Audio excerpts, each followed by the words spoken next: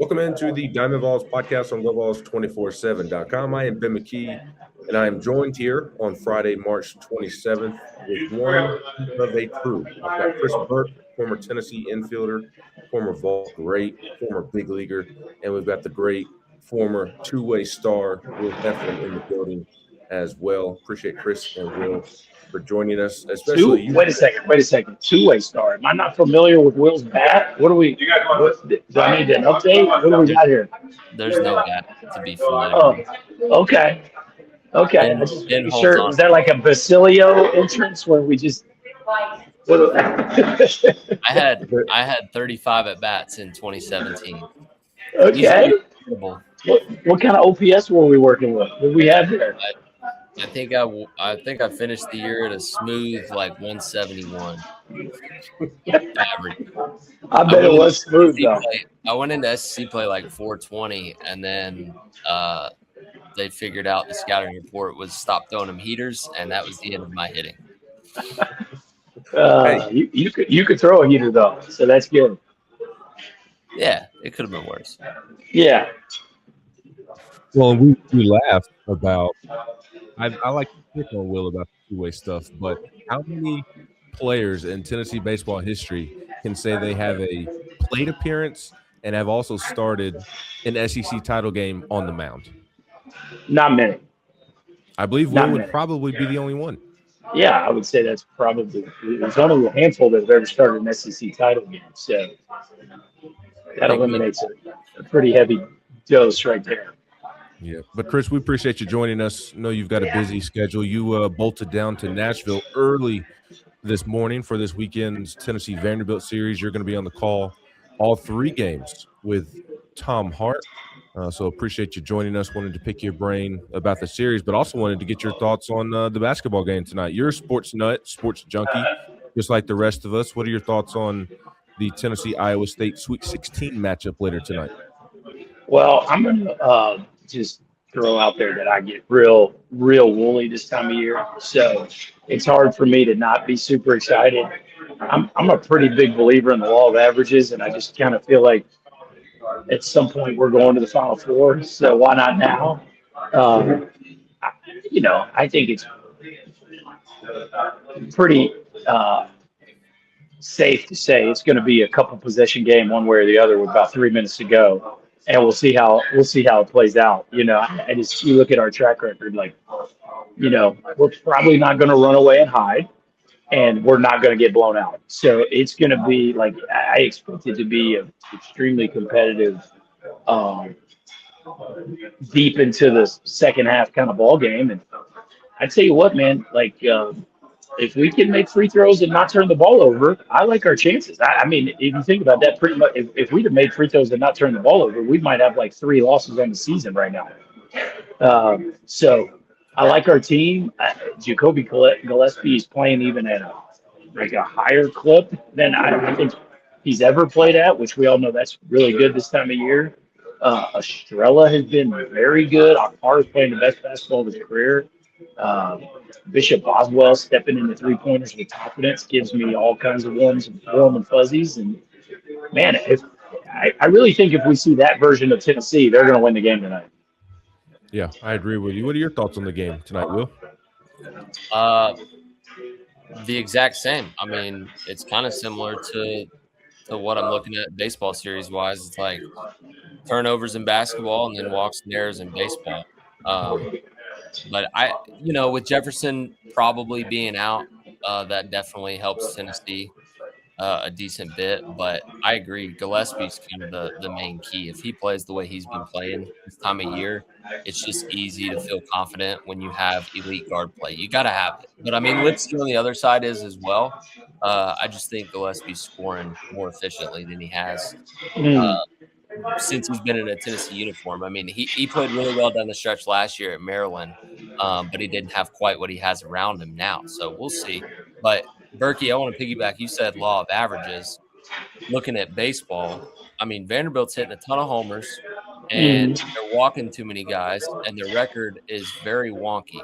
Is that who they are, or is that kind of a weird season start? And then on the same side, or the same kind of thought process, but in a different way. Like Tennessee has struggled offensively, which you thought that'd be the last thing they struggle with when Josh Elander took over. So kind of what have you seen from both sides in those regards? And do you think those will kind of shake out more back to what they normally are towards the end of the year? Yeah, I think you summed up kind of both sides of it pretty well. I do think Vanderbilt's pitching problems are legitimate just from an injury standpoint. I was talking to somebody about it the other day. I said, it's easy to say, oh, everybody deals with injuries, but look at Tennessee's roster right now. They don't have two of their top 7 arms out. If you took Landon Mack and honestly, I'll take Cam Appenzeller out of Tennessee's top 7 pitchers, that would be a significant void, right? Like, yeah, it's 2 arms. You got 15 on your roster. But it matters which 2 arms, right? And so for Vanderbilt to not have Austin Nye, and he's out the whole season, and then Miller Green has essentially not pitched, who was their best left-handed reliever and could have been a guy that by now might be starting game 3 with how bad their Sunday starters have been. I think it doesn't matter who you are and how well you recruit. You lose 2 of your top 7 that are guys you really counted on to do a lot of heavy lifting on the weekends. That's going to significantly change the way you pitch. And then I think defensively what's interesting, like last year Vanderbilt was built on situational offense and run prevention, just complete run prevention, both pitching and defense. And this year they are doing a little more Tony Vitello, Josh Elander era of Tennessee baseball, which is maybe sacrificing a little defense for offense. I mean, they were playing Braden Holcomb in center field, who, for the Tennessee fans that don't know him, looks like an SEC tight end. And he's a good athlete. I'm not saying he can't play center field, but he's not Enrique Bradfield Jr. He's not running around there playing center field at a major league level. But what's interesting is the last game they put Rustin Rigdon out there and moved Braden Holcomb to third and moved Brody Johnson to second. So they didn't actually put anybody new in the lineup, but they shuffled the pieces a little bit. And I found that very interesting because and I'm going to get to talk to Corbs here in a little bit and ask him about some of that. I just think it's interesting, similar to what Josh Elander's doing with his pitching in game 1. Like, great coaches are not just going to sit back and take it, so to speak. They're going to try to press buttons and change up scenarios, rosters, batting orders, pitching rotations until they find something that works. But I do think no matter where Vanderbilt settles, it's really weird to say their pathway to winning is outslugging you. That's really who they are. On the Tennessee side of things, since you asked me a 2-part question, I would just say it's kind of like Arkansas. I went and did Arkansas week 1, and it was like Arkansas's offense is not going to be a top 5 offense in the league, but it was better than what it was playing like. You could see like TJ Pompey and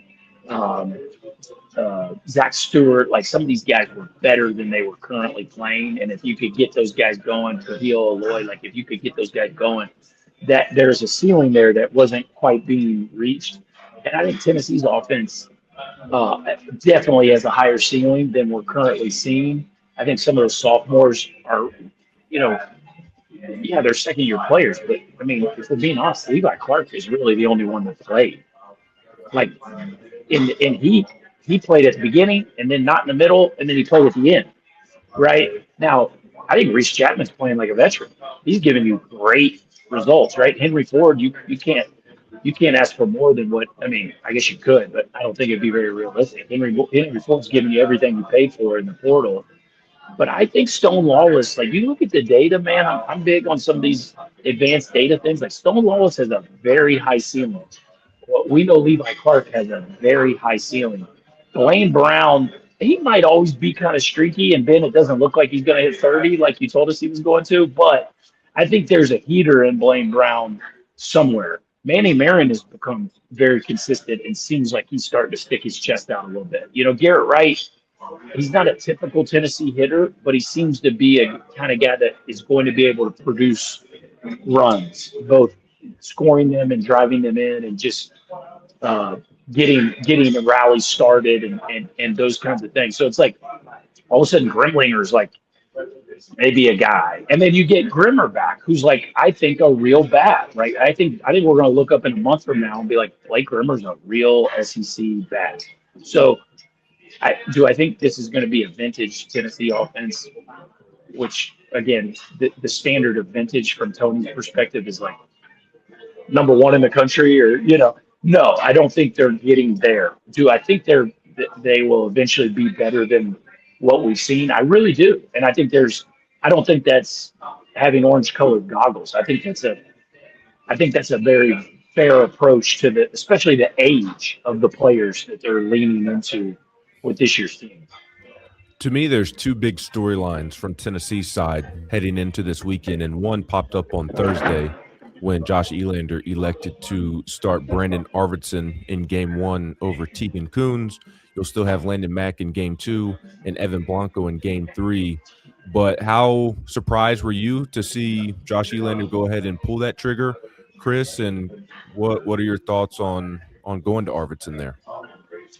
I mean, I'll be honest with you, I was very surprised. Not that I disagree with it. I was just very surprised. I think one of the things I've learned doing this a while now is, these coaches know their teams better than I do. They're there every day. They're a part of it every single day. But also there's usually there's an unwillingness to mess with guys that are high-end draft picks. That's just true. Like guys usually are like, we saw it last year. Just to be real local with an example is, Tony just wasn't going to take Dean Curley off the field. Wasn't going to do it, right? Like that kid's done too much for our program. We love him. Yes, he's going through it right now. Defense can get very lonely when you're struggling on defense. We don't talk about that a lot, but when it happens, it's like, wow. And Tony just left him out there. And for the most part, he kind of recovered, played functional defense down the stretch. So when you see a kid like Tegan Coons, who most people have been projected to be a first-round pick, when you see him pulled out of the rotation this early in conference play, I'm like, whoa, there's something I don't know there. And I'm not saying there's some smoking gun, like that kind of thing. I'm just saying like there's some stuff that those kinds of things are not knee-jerk reactions. Josh Elander's a very measured dude. Very steady guy. So to me, that tells me there's something they've been chewing on for a while, maybe probably even going back pre-conference, that just hasn't been sitting well with them.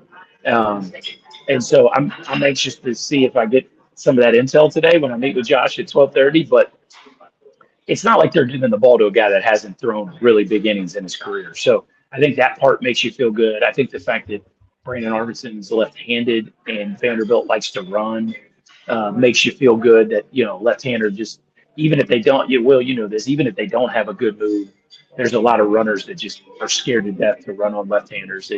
Even if they're not Andy Pettit, they'll still scare guys from getting good jumps. So from that standpoint, even if it goes horribly tonight, which I don't expect it to, but even if it does, I kind of applaud Josh and that staff, and I say that staff because there's no way Josh is making that decision by himself for trying something, especially with a guy that's a very, very highly regarded prospect in Coons. The other big storyline this weekend to me, and I don't know that this is fair to Josh Elander, but it's just kind of where the fans are at and their temperature is a Tennessee sports team needs to beat Vanderbilt. Vanderbilt's athletic department has had Tennessee's number the last year and a half or so, as Vanderbilt has done a great job of elevating their program by finally pumping resources into their program and taking care of their athletes. So with the slow start to the season, if you want to call it that, for Josh Elander in his first year, and fans griping here and there, and he's not Tony, and Tony would have done this, Tony would have done that. I think it's important from that perspective this weekend, whether that's fair or unfair, because I don't think that's fair. But it's the reality of sports these days and the pressure from social media and all that fun stuff. But then also, and Josh mentioned this in his press conference on Tuesday, that Vanderbilt took it to them last year, and Tennessee didn't really have much of a response, both in Knoxville and in Nashville. So based off of the athletic department's success against Vanderbilt the last year or so, based off of the baseball team's lack of success against them last year, and the low-hanging fruit of people wanting to compare Josh to Tony every single pitch, every single inning, every single game, I think there's a lot of pressure this weekend on Tennessee. Would you agree with that? I think, and I want to hear from Will in a second on the pitching change, but I think, and then I want him to send me that hat, but I think the whatever like big pressure is being put on this series on the Tennessee side of things, it has very little to do with the baseball season at hand. Like that's just true. Like you can't go on the road in March and play a big series that you have to win. Now, don't get swept, but like it's March and they're 3-3. So to say like, man, they have to win this series again from the 2026 Tennessee baseball perspective, that's not true. It's a rivalry, and you said it. Josh Elander's early in his career, and the macro picture is that Tennessee sports fans are tired of losing to Vanderbilt in sports. So that makes that part of it more a Tennessee fan base issue. But as pertains to this Tennessee baseball team, I would say this is a SEC road series that they would treat like any other, which is we would love to win it, but we're going to do everything we can to make sure we win one game. And I really don't think from Tennessee's perspective, just talking about baseball, it's any bigger than that. Now, from the Vanderbilt perspective, the fact that they're 14-12, and you start looking at their schedule and start forecasting their schedule, it's a very big series for Vanderbilt because you need to win your home series, and they have not given themselves much cushion either with their conference record or their RPI to drop home series. So it really, even though, again, you're talking in the macro Tennessee Vanderbilt world, it feels like it's a more important series to Tennessee. From a 2026 baseball season perspective, it's actually a bigger series for Vanderbilt from where I sit. Yeah, I agree with all those points. The other element too is like this is earlier than they typically play, and every series kind of feels bigger at this point. Like even last year, Tennessee was kind of struggling when Vanderbilt came in, and Vanderbilt had really started playing their best baseball. But both of them had their records in a spot where it was like it's a big series because it's a big series, but that's kind of it, right? And it's Tennessee Vanderbilt. So all those external things certainly don't matter when you're just looking at a baseball season. But the point of them being 14-12, Tennessee fans really should not let that be any factor in how they view this series. Like it's Tennessee Vanderbilt baseball. You would love to go win it, but if you lose it and you're 4-5 after this weekend, the sky's not falling. And No. Vanderbilt could still. I mean, they didn't start this slow last year, but they certainly did not start the way they finished. Now they may have peaked 2 weeks too early, but Tennessee peaked 2 months too early last year. So neither one of them are playing their best baseball right now, which is a good thing, but also kind of a weird thing. And all that plays into this series. So it's very intriguing and just different for a million different reasons. Berkey, in regards to the pitching change, I'm not the best person to ask. I am a Brandon Arvidsson truther. I have been since I saw him throw in a fall scrimmage in the fall of 24 when he came in from the Texas JUCO. And I was like, holy smokes, who is that guy? He came out and different. And I was driving the Arvidsson bus all year last year. And then you remember that outing in Hoover against Texas was completely dominant. And every time he gets the ball, that's what I envision. So I have tunnel vision with Arvidsson. I'm extremely happy for him. Being a Coons fan, it's very unfortunate. I hope he handles it the right way because he could spin it and turn it into a positive because it's a different look for him. I think it is surprising that it happened this quick, but I do applaud Elander for kind of having the gumption to do it because Coons has been really good early, and then the further he's gotten into the outing, the stuff has ticked down, and he's not necessarily as sharp as his ceiling is, and so guys are hitting him. Like the swings off of Coons have been surprisingly comfortable, which has been alarming. But for the first few innings, the stuff is really good, and I think him getting in the bullpen and maybe a couple leverage situations where he's not going out there trying to get through 90, 100 pitches, but like, hey, go get us 6 outs and turn it the heck loose and stop thinking. That could be very, very beneficial for him. And then maybe you mix him back into a starter role later on, or, you know, he finds a home in the bullpen. And there was a guy who did that at Tennessee a couple of years ago who hated it, but he went second overall and he's doing okay for himself. So, yeah. Can I give you? Yeah. I'm the you know, short lefty. I was never a high draft prospect. Like I don't see the things through their lens. But if he handles it the right way, and I'm not saying that other guy handled it the right way off the field, but he pitched his nuts off out of the bullpen. If Coons handles it that way, I think it'll end up being a positive for everybody. Go ahead. Yeah. So here's some good juice for it. Second time through the order for Tegan Coons this year. Hear it, but go ahead. Okay. First time through the order, 362 OPS against. That's essentially nothing. Okay. He's given up 0 homers and 2 doubles the first time through the order. Okay. On base plus slugging. So, like, nobody's getting on base, nobody's slugging. The second time through the order, it's 11-19, which is like essentially an All-American hitter for the whole team the second time through the order. So I don't know if that stuff landed very well, but the second time through the order, he's given up 5 homers and 4 doubles. That might be a little easier to digest, but it's insanely different. The miss percentage, swing and miss percentage goes down 15% the second time through the order. So that's some pretty hard data to ignore. Now, here's what I want to tell you about Arvidsson that I think is really interesting. Last year, Arvidsson punched out 70 dudes in 38 2/3 innings. Like, it was like his strikeout rate was right there with Liam Doyle's. That's how good he was.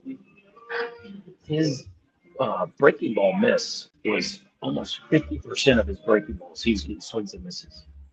For whatever reason, this year, his breaking ball miss is 31%. It's really weird. Like, and it's not like, and he's still 15 innings. It's not like he's going for, you know what I'm saying? Like, it's not like the sample size is super short. His changeup is actually getting a lot more swings and misses. He hadn't thrown a ton of them than it did last year. And his fastball is actually getting more misses. So it almost makes me wonder, and I'm going to ask some question about it. Like, Will, you know this. We got so much tech. And we know Josh Reynolds is kind of the tech pitching coach more so than Frank was. It's interesting. I'm not saying Arvidsson's been bad, but he's not been quite as good as he was down the stretch last year. It's just interesting to wonder, did he work more on his fastball and changeup? And is the breaking ball, because last year the breaking ball was the pitch. I mean, he was whipping dudes. Again, he was getting 50% swings and misses at his breaking ball. So it's just something to watch tonight when you watch Arvidsson. Like, see what kind of snap the breaking ball has on it. And look, I think with Arvidsson starting, like, I don't think we're going to get 6 innings of Brandon Arvidsson. Right? It wouldn't shock me if they just flip them. If Arvidsson goes first, and Coons goes second. Like, because, you know, I still think Coons throws tonight if Tennessee has a chance to win the game. But it is just kind of, you know, just looking at the data. I don't like to be a slave to the data, but the data is there for a reason. And trust me, when Tennessee's coaching staff makes this decision, I would say the data I gave you on Coons is probably right at the top of their list. Like, he's getting killed the second time through the order. That's just kind of screams he's probably not a starter. Like, that doesn't mean he might not be 3 years from now in pro ball, but today, the competition only gets harder. So if you're going through the pre-conference and it hasn't worked the second time through the order, I guess they've seen enough. and now they want to try him in the bullpen. And if he can do a 6-9 out stints the way he's done to start the year, first time through the order, that's a heck of a bullpen piece. Could Brandon Arvidsson's arm soreness that he dealt with in the preseason and kind of delayed his start to the season, do you think that could be affecting his pitch usage that you detailed? So I don't think it's a usage issue as much as it is a just effectiveness issue. But yeah, I think a lot of what you said could be affecting a lot. And again, the numbers, I don't want to make the numbers to sound bad. I mean, he still struck out 21 dudes and 15 in the third. I mean, we're still striking out a lot of dudes, you know. But last year it was like, I mean, he was darn near 2 in an inning. So I think, yes, I think he's getting back into it. But again, these are the kinds of things I look at to go ask questions. Like, hey, is there a chance he spent more time working on his fastball and his changeup, and maybe he's just not been in a great feel for the breaking ball right now? Or, you know, we'll see what the answer is. A lot of that stuff is sorry, Steve's talking to me. So it's just interesting. But again, I think the one thing Tennessee has that makes it even more interesting is they have tremendous depth. I've got just about 2 more for you, and don't know how much Will has left for you, and then we'll let you run. But what is the scouting report? I know you mentioned a couple of things in passing throughout our conversation, but what do Tennessee fans need to know about Vanderbilt? What do you feel will be key for Tennessee matchup-wise this weekend? Well, I mean, speaking of guys that are a little different, you know, year over year, Connor Fennell was one of the talks of the SEC last year. He kind of came on in the middle of the season, and then he was like one of the neatest guys to cover because he was getting all these swings and misses on his fastball. And his stuff year over year is definitely down. He's a very unique guy in that it's not your typical Friday night 94 to 97 kind of fastball. I did a thing coming into tonight. Average fastball velo for Friday night starter in the SEC is just a click under 94, and his is 88.5. So it's like but yet he gets a lot of swing and miss at his fastball, which is just really, really interesting. And why? It's sorry to get techie. It's great extension. It's a low release height. Guys swing under his fastball, so they're not late; they're just under it, which is pretty unique. That being said, he gave up 9 home runs all of last year. He's already given up 7. So the league is on to him a little bit.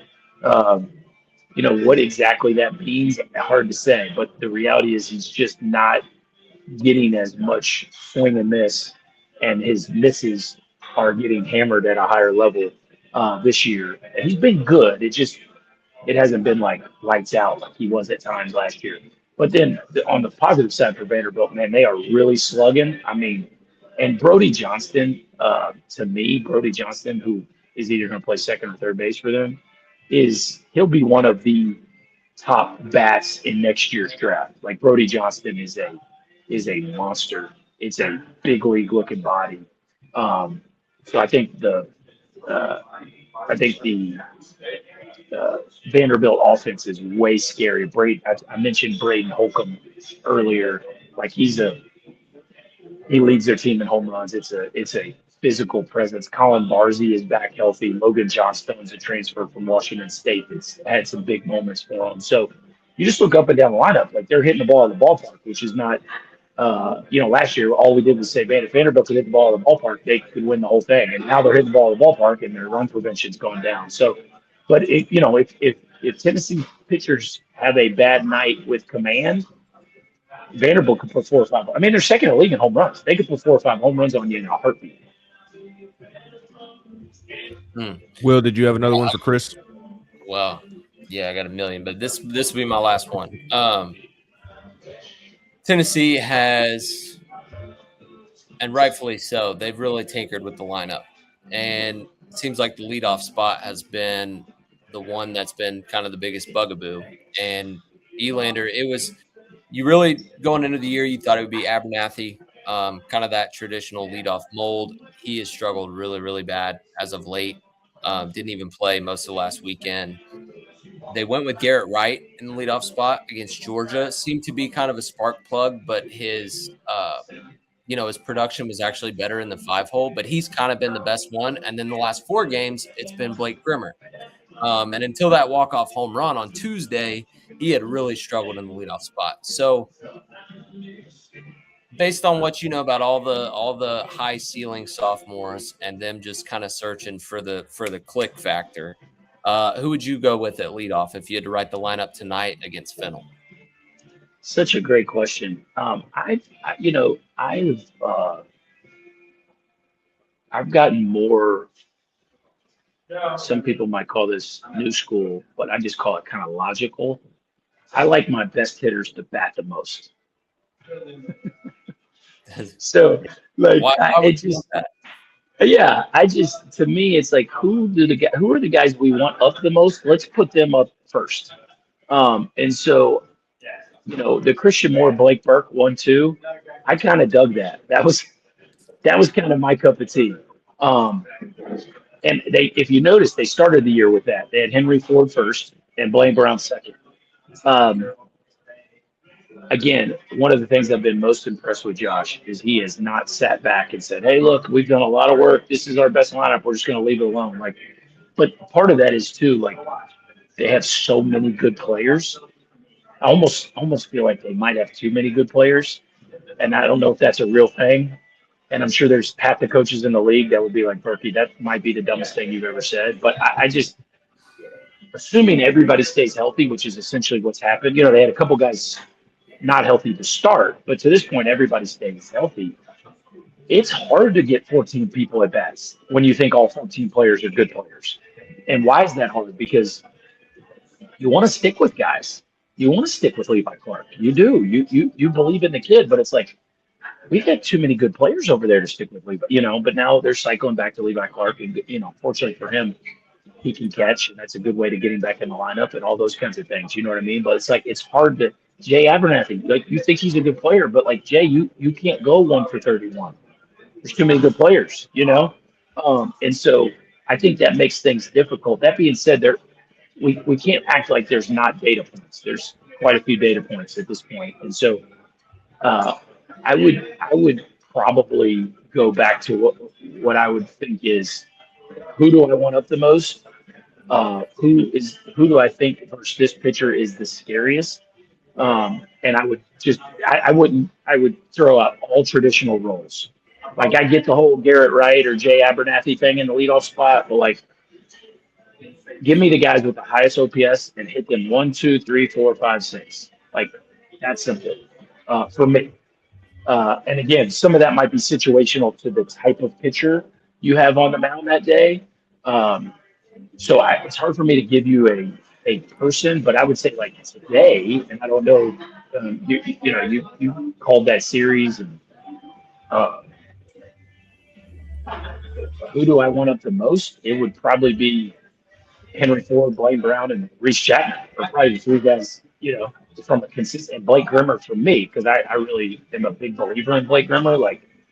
And then I'd put Stone Wallace right there in that top 5. Those would be the guys that probably, when you're looking at the everyday guys, it's the OPS would go Ford, Lawless, Chapman, Brown, Wright, Grimmer, Marin, right? And then I don't know where we think of Grinlinger. Has he played enough to be considered? But if he has, he's number 1. If you think he's played enough, but I don't think they're going to hit him first, right? You see what I'm saying? So you go, okay, how do we like the righty-lefty part of that? How do we like this matchup? And I'd say once you get to the mixture of righty-lefty and this pitcher, I would just, with this team, I would just go, give me the best OPS guys, put them up to bat. Is that overly analytical? No, I don't think so. Will, I think you and I both totally agree with everything he just said. That's basically what you and I have been talking about the last couple of weeks. Yeah, I mean, I think with the matchup tonight, if we really dug into it, it would end up being Brown 1, Ford 2, Chapman 3. So that way you got left, right, left to start. And I think most of Vandy's main pieces in the pen right now are righties because they have 1 lefty. was hurt. So, Yeah, one left. Heck, if you really wanted to, you could stack 3 of your first 4 being lefties And not worry about it. or go lawless for it. Doesn't really matter. But I mean, Ben and I, we joked all the time. He was not a fan of Moore in the leadoff when that first happened. That's not true. That's not true. One. Hey, don't misrepresent me. I'm wrong on a lot, but I was on that one early, and that worked out okay. So I'm good with your top 2 being in the leadoff and 2 getting the most at bats. So that's a good answer. It's not overly analytical. Like it kind of goes hand in hand. If you think about it from an old school way, it kind of agrees with the new school way at times. So that's one of those cases. Yeah, and I would say the caveat on this whole deal that I think it's almost like a catch-22 for this dude, but like, gosh, I feel bad for him, but it's amazing for Josh Elander. Like, you almost want to tell Tyler Myatt, like, quit pinch hitting so good. Yeah, the more you keep getting clutch pinch hits, I hate to tell you, like, you're probably going to keep being the silver bullet off the bench. Like, you hate to say it because, gosh, I would love to see that guy get 50 at bats in a row, just being honest. But he's been so good for them off the bench. To have a dude like that you know is good at that skill, which is a very difficult skill. It's hard to not keep him in your. Gabe Gross, the hitting coach for Auburn, was amazing pinch hitter for like 3 years with the Brewers, and he and I used to joke all the time, like, "Hey, bro, you might want to start striking out these pinch hitter bats. Like, you're gonna get labeled that dude, and you're like 26 years old. You don't want that label yet." And obviously that's not true, but there's like every kind of sort of funny joke. There's a little bit of truth in it, which is like, man, it is nice to have a presence like Myatt to bring off the bench and like maybe hit a 3-run homer for you or double in the gap or just give you a great at bat off a tough right-handed pitcher, you know? With Grinlinger, it's a small sample size, but my thought on him right now is even though it is a small sample size, he just continues to take advantage of his opportunities. His opportunities do not seem to be too big for him. So I'm curious to see what he does here in the month of April, as I'm sure he will continue to gain more opportunities. And with Henry Ford, this is a big storyline, I think, going into the weekend. He's been pretty dang sick the last week and a half, 2 weeks, and not your normal flu, cough, been a little bit more extreme in that regard. So I'm curious to see. I'm sure he'll play. He played through it last weekend, but wasn't at the ballpark on Tuesday when they played USC Upstate. So curious to see how Henry is able to, if he's feeling better. He was not on the availability report on Thursday night, which is a good sign for Tennessee, but he's been dealing with a pretty serious cough and sickness in that realm. So curious to see how he's able to perform this weekend because Tennessee will certainly need him. My last thing for you, Berkey, Vanderbilt, LSU, 2 teams we didn't expect to struggle the way that they have to start the season. What would be a good record for Tennessee the next 2 weekends to make you feel good about this baseball team? And if you wouldn't mind, just why has LSU struggled out of the gates this season? Well, I think 80% of the league is going to finish between 13 and 17 conference wins. So I think this league is at a place now where so many teams care and so many teams are really, really trying to win that it looks a lot like professional sports where you look up and like almost everybody's just kind of right at 500 because everybody is capable of beating everybody. And even maybe the 2 teams that get to 20 wins and the 2 teams that finish 10 or below are like still vulnerable enough to lose and still good enough to win. You see what I'm saying? So it's the closest thing we have to pro sports in college baseball. And so sorry to be boring, but like 3-3 would be a good record. So like that just is what it is. 3-3 would be good. 4-2 would be amazing. That's just as simple as that can be. And I think it's unrealistic. I think it's realistic to expect 3-3, and I think it's unrealistic to expect more than that. And if Tennessee finishes 15-15, I'd say they had a heck of a year, especially with how many sophomores they're running out playing every day. So if you had me on again this year, I'll say the same thing. If they're at home, I'll say it'd be good if they went 2-1. And if they're on the road, I'll say hopefully they don't get swept. It's just safe, true, whatever.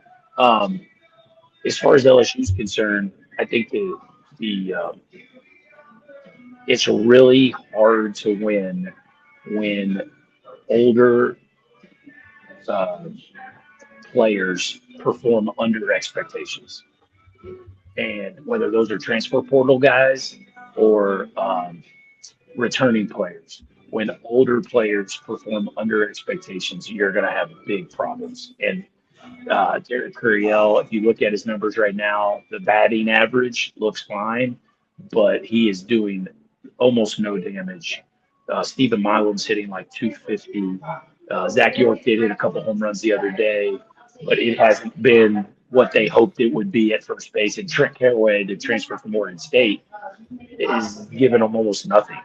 So it's like, oh boy, you start talking about 3 or 4 dudes that are, I kind of said, like I said about Arkansas or even Tennessee's lineup, like, how does it get better? Well, there's a track record of players that would make you think, or even the track record, especially in college baseball, you go, okay, well, he's another year in the weight room. Like Derek Curiel, he could hit 15 home runs this year. He could be, some people had him as high as like 4 to 6 on their draft boards. Like he's, if you gave me a draft today, I don't know where I'd take him amongst SEC outfielders. Jake Brown's the best hitter on that team, and it's not particularly close. And again, is Derek Curiel still a good enough player where every coach in the league would take him? Yes. Is he like leading the charge of being one of the best players in the league? No, he's not. And so they hoped he would. Stephen Milam, he's playing great defense. He's not giving them anything on offense. And Trent Caraway was supposed to be the next guy in the Jay Johnson Reclamation Project story, and that just hasn't happened. And so the pitching, I think the pitching's been fine. It's been good enough.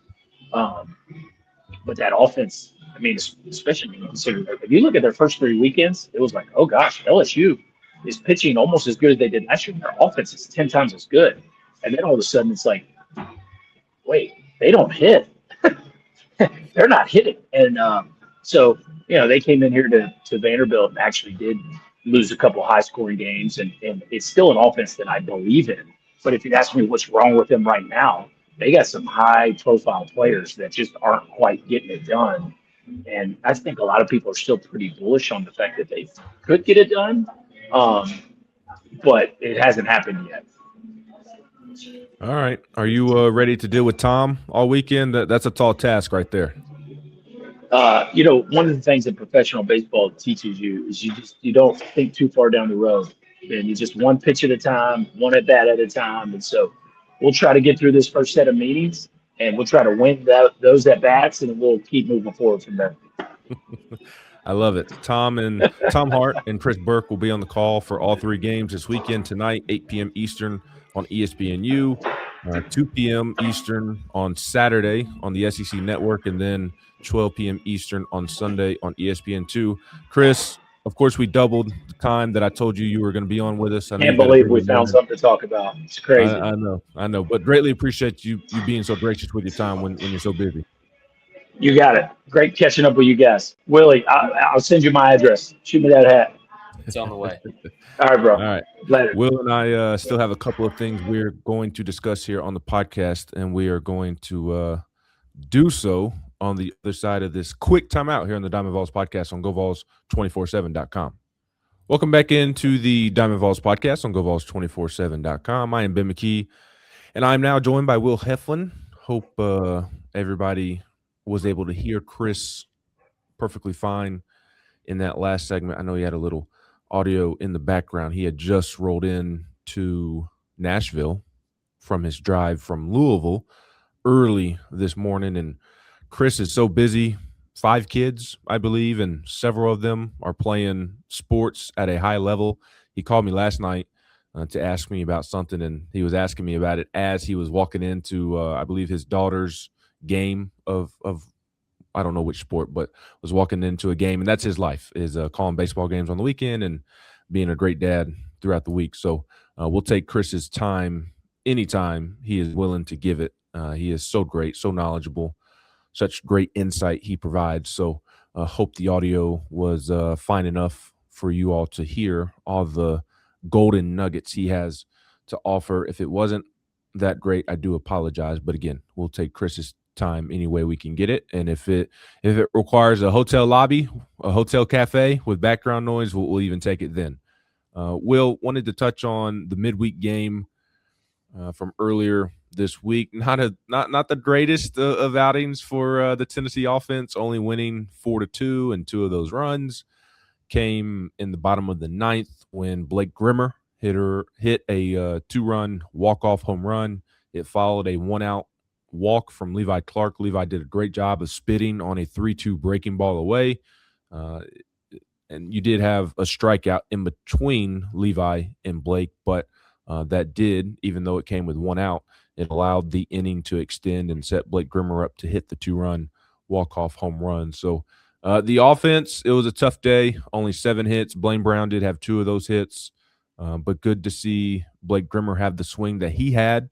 And what you hope is, although it was a boring game, kind of annoying that it's a midweek game and Tennessee should be putting up more than 4 runs against these type of opponents, but I continue to think that they played a couple of these this season, and what you hope is that with them finding a way to win, them gritting it out, grinding it out, that you hope that it pays off in the long run, and it's just the continue progression of this team developing. Yeah, well, first off, good call out on the hockey assist from Levi. I mean, think about how many walk-off or late inning go-ahead or tying home runs happen after a long at-bat where it's 3-2, it's a good battle, guy gets on, next pitch or next batter gets a mistake, bang. It happens like clockwork. I don't have the numbers, but I would imagine a good percentage of late game home runs, especially like in that case, happen after a long AB where the guy before kind of wears the pitcher down, if you will, and is able to get on base and then bang a mistake, and that happens. Second piece, I don't care. We're to the point of the year where midweeks don't matter. Save the runs for the weekend is the way I look at it. I mean, seriously, I know that's kind of a meh way to look at it at times, but they're not going to score 10 runs every midweek. We don't want them to. If you go score 10, 12 runs every midweek and then you score 3 runs on Friday night, like that's way more frustrating than, okay, you scraped by a couple midweeks, but every now and then on Friday night you put up a 10 spot. Like, give me that. Give me that. Save them for the weekend. And I know the game doesn't work that way, but look, that's baseball is not, I'm not superstitious, but kind of stitious. Like those things happen. I mean, how many times do you see an SEC team lose a midweek and then turn around and win a huge series on the weekend? Like, the stuff happens. So it was good to find a way to win. It also doesn't matter that they didn't hit that well. Like you said, Henry Ford didn't play.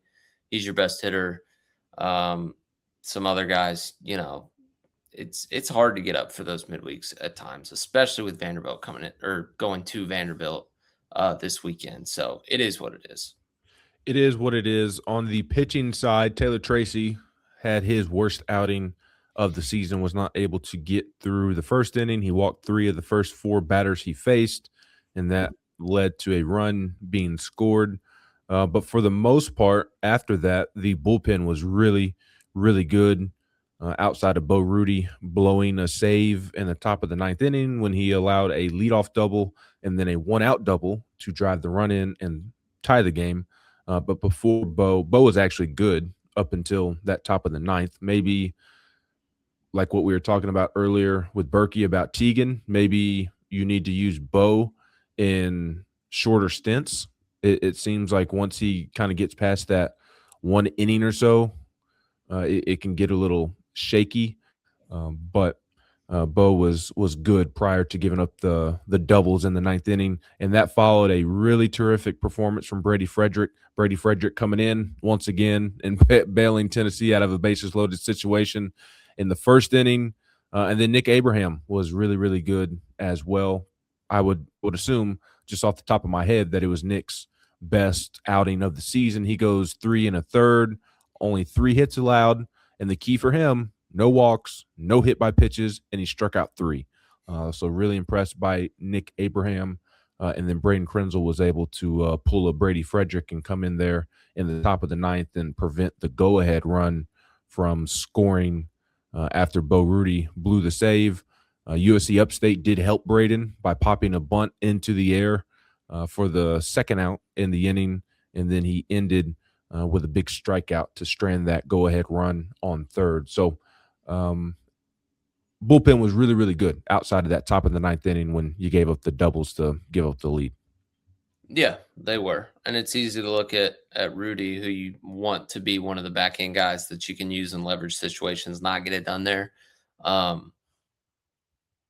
But, we shouldn't harp on it. That shouldn't mean that he doesn't ever throw in a close game on the weekend again. It just didn't get it done that time. Hopefully it's a learning experience, but good, another good outing and good opportunity and good experience for Frederick, who will certainly continue to get those opportunities throughout the weekend. He and Appenzeller are kind of your jam guys anyways, and they can both give you length. If they get out of it and there's a couple more innings to be had, go get a few more outs. They've both shown they can do that. So it's nice to have. And Frederick's such a different look. They'll continue to use him. So some positive takeaways from the bullpen with the one negative being, not the worst thing in the world. Just I think the first double was opposite field. It wasn't hit the hardest, but it was down the line, like kind of whatever.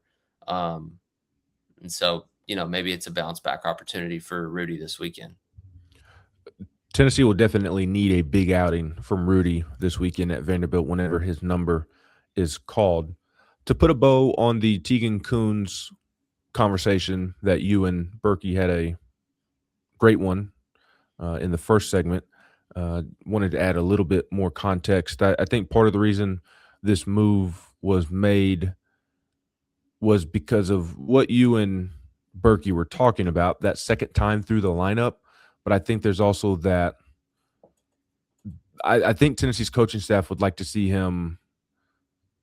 Tegan carry himself with a little more conviction, pitch with a little more conviction. If you remember, Tony had some pretty eye-popping comments in Hoover last year after Tegan struggled against Vanderbilt, where I had never really heard Tony come out and not that he said anything bad per se, but usually he just doesn't go to this length. But I'm paraphrasing because I don't have the quote in front of me, but he talked about how Tegan was just not pitching with conviction, and especially with his breaking ball, just zero conviction in the breaking ball. And it kind of seems like that's where Tennessee is a little bit frustrated beyond the first inning, which is weird. Maybe his stuff just plays better in shorter stints right now, and that's part of Tegan's development to where he ultimately wants to get one day. But there's not as much conviction after the first inning or even the first time through the lineup as there is in the first inning, which it's kind of hard to put a finger as to why that is happening, but I'm sure they're trying to figure that out. But I think just ultimately they'd like to see him pitch with more conviction. He's also very slow to the plate. He was against Missouri, and that does not bode well in this matchup with Vanderbilt that can run, likes to run, has a lot of speed, a lot of athleticism. So I think that played a role into the timing of this as well. Maybe some things with looking at runners on second base, things of that nature. So Tegan still needs to be a key piece to this Tennessee pitching staff if Tennessee is going to reach its full potential this season. And like you mentioned to Berkey earlier, I hope he handles it well and takes it in stride. Of course, it's okay to be frustrated. It's okay to be upset. There's nothing wrong with that. But the mindset needs to be, okay, how can I learn from this experience? Where do I need to get better to prevent this from happening in the future? He's still young. I know it's his draft year, but he's still young. There's still a lot of baseball left to be played. You never know if an injury happens and you get thrown back into the rotation. So just the what ifs, you need to be carrying yourself and working as if you are going to get another opportunity to start one day and handle this the right way. That way you're prepared for when your next opportunity comes. And in the meantime, Tennessee needs you to be prepared for your outings out of the bullpen because you're going to be relied upon. Like Arvidsson was a key piece to the bullpen. You're basically filling Arvidsson's shoes in terms of key pieces in the bullpen. So I think the biggest thing for Teagan would be just to pitch with more conviction. I don't know why he's not doing so. That's not my job to diagnose why that is, but it does seem like there's some frustration there with the lack of conviction on some of those pitches after that first time through the lineup or in that first inning. Yeah, I mean it's similar to what they did with Manny and kind of what they did with Levi. Like they're challenging him, right? Like, hey, it hadn't been to your standard, it hadn't been to our standard, and we know you're better than this. So we're gonna give you a different job for now and let you go earn it back. You know what I mean? So like you said, he will still be a significant piece, and they need him to pitch well, and he'll have the opportunity to go a second time through the order or a third time through the order out of the bullpen, if I had to imagine. May not be this weekend, but within the next month or so, he'll probably find himself in an opportunity to go 3, 4, 5 innings. So that'll be his next opportunity to show like, hey, second time through the order, this is what it is. Not to try to make it seem too simple, but it really does seem as simple sometimes as first time through, he's locating, he's mixing and matching. And second time through, he's still mixing and matching, but the location is not there. And you're not, he held his velo better at Georgia than he did this past weekend. But, when he's 97, 98 for a bit, and then it's more, the 93s, 94s, and it's not located, it's easier to hit, right? You've already seen it from that arm slot, and it's 4 miles an hour slower. Like it's easier to hit, right? And there's been some good swings. So for him, it's just got to be a little bit sharper, and the margins are so thin. Like, part of it's bad luck. Like I remember some outings where it could have easily been really ugly, but the barrels that did happen went right to somebody, right? And for him, it's like anytime he's getting hit hard, he's getting punished. And so, but I think the game kind of evens out over time. So he's just got to stick with it, continue getting better, and he'll help this team in a lot of ways. What is your key for Tennessee this weekend at Vanderbilt? Obviously a very big series for a lot of different reasons. Yeah, I think it's the same tonight for Tennessee basketball as Tennessee baseball for the next 3 days, and that is take care of the rock. And for Tennessee baseball, that means less walks, forcing more on offense because Vanderbilt has been prone to some free passes, and that'll give Tennessee an opportunity to hang some crooked numbers, which I know they've really been searching to do. Walks are the best thing to hang a crooked number. You get a couple walks, increases your likelihood tenfold because it's hard to hit SEC pitching 5, 6, 7 hits in a row to hang a crooked number, right? You got to have some walks, take advantage of errors, that sort of thing. And then, like Berkey was saying, they do have pop in the lineup, so limit the free passes, right? A solo homer doesn't beat you. A 3-run homer beats you. Tennessee I think they gave up a home run each day against Missouri, but the 3-run homer happened on Friday. And I know the one that Blanco gave up was a solo, and it was 110 miles an hour off the bat. The thing was absolutely crushed. But guess what?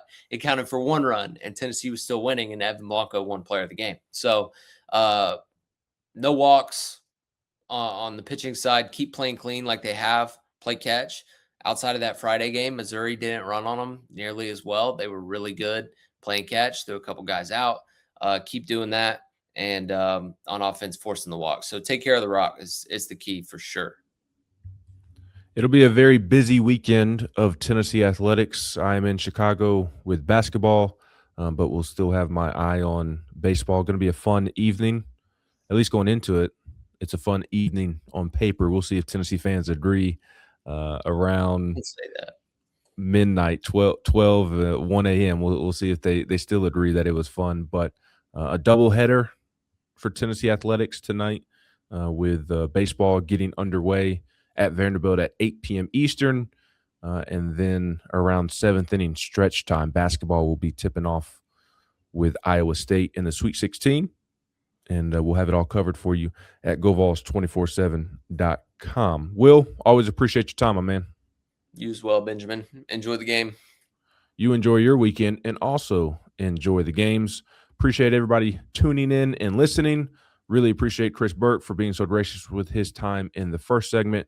And for the great Berkey, for the great Chef Hef, I'm Ben McKee. This has been another edition of the Diamond Vols Podcast on GoVols247.com.